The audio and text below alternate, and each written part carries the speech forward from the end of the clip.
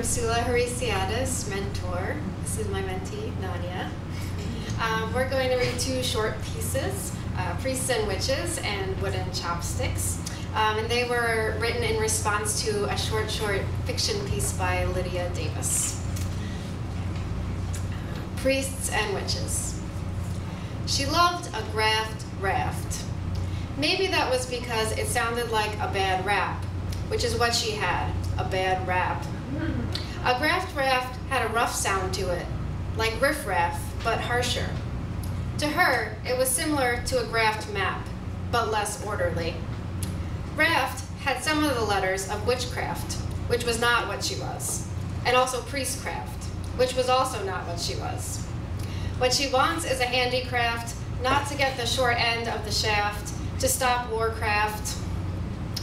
Graft also had some of the letters of graffiti, a drawing or inscription made on a wall or other surface, usually to be seen by the public. Both graft and graffiti are a point of union, like the tip of an onion, which holds together its layers.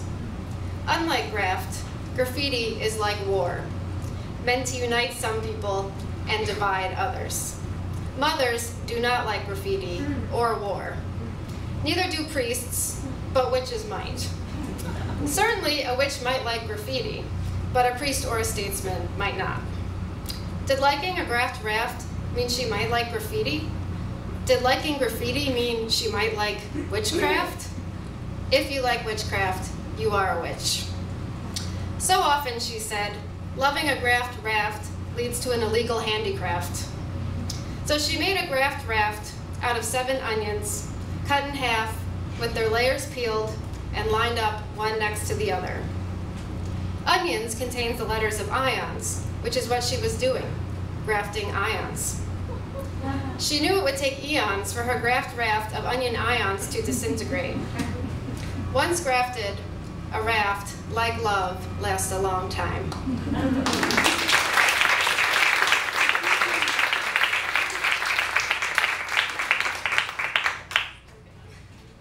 This is called Wooden Chopsticks. Wooden chopsticks, the Chopin of utensils, the chop that sticked her sanity, chopra, the opera of chops, the stick that struck and chopped her sanity. The posh kids were hidden somewhere in the word. The posh kids that struck her down, shop and skid. That was her, shopping and skidding all to impress the posh kids with the chopsticks. Sick tick latches onto the chopstick as she looked up at the posh kid that made her sick. Of course, he was older than a kid. He was a posh tick twice her age. It was all too sick. Sick backwards is an abnormal kiss, K-C-I-S. That's what they were, the posh tick and the sick kid. They were abnormal, and all of this you can find in Wooden Chopsticks. Kid backwards is dick. Maybe that's what you should call the posh tick. Sick-um tick. Tick-tock, the clock talked as she wound the chopstick into her hairlock. She was a sick kid. The kid with the case of shop and skids would love to steal my wooden chopsticks.